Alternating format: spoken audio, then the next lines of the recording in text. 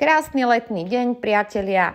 Udiali sa nám udalosti, všetko okolo nás nejak zrýchlilo tempo. Pobehujú nám tu rôzne pochody o rozmanitosti a akože právach. Veľmi krátko, práva vznikajú u človeka alebo nadobúda ich narodením. Bez ohľadu na to, či v dospelosti sa bude cítiť ako pes, mačka alebo čokoľvek iné.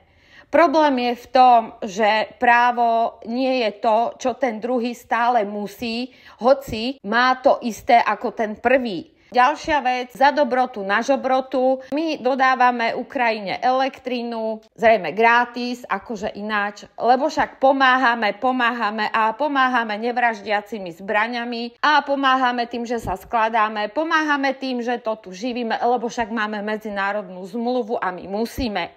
No a ako vravím, za dobrotu na žobrotu, takže keď nám vypnú ten posledný ropovod, čo sa aj stalo, no tak sa budeme, že zástupcovia sťažovať vo videjkách, že takto sa nám odmenili. No a čo takto niečo urobiť?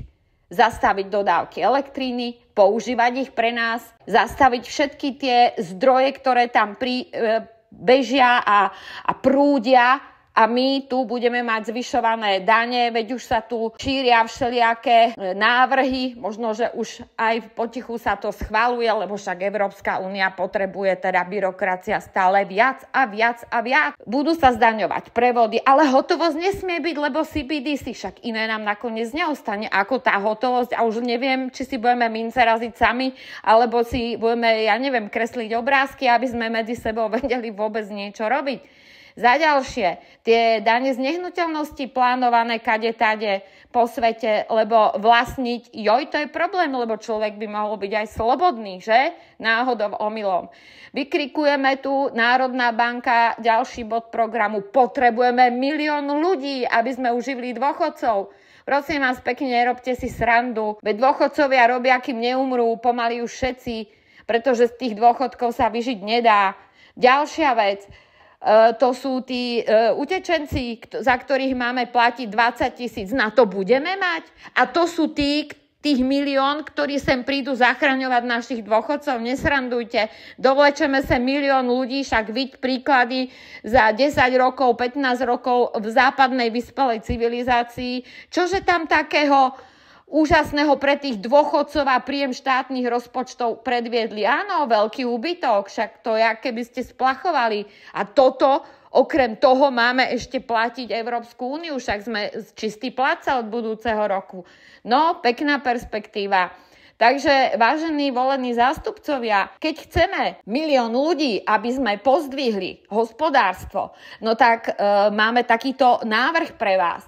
Podpora slovenských rodín, podpora matiek na materskej, podpora tých, ktorí pracujú a povedzme chcú podnikať ako mladí. Čo takto im dať také stimuly ako zahraničným investorom? Slovenský podnikateľ nie je investor? To nie? To len ten zahraničný, ktorý sem príde, dostane daňové prázdniny a v zmysle novej legislatívy vy vlastníte všetko v 7-dňových lehotách a ešte elektronicky? Lebo sa to tak nazve, že to je vo verejnom záujme. Otázka je, čo je verejný záujem. Verejný záujem je záujem nás, ľudí, čiže verejnosti.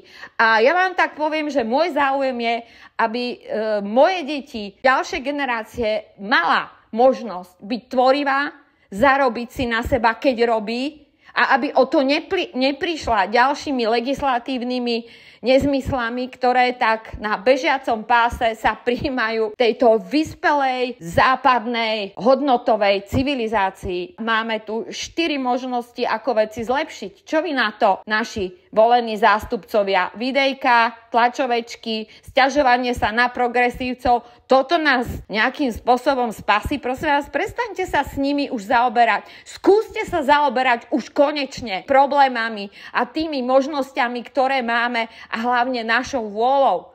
Čo takto sa venovať obyvateľom a tomu, čo naozaj pomôže a nie čo povedal Šimečka, čo napísali aktuality. Pre Boha živého, keď budem chcieť, tak si to prečítam. Nemusíte im robiť reklamu ani nejaký reproduktor.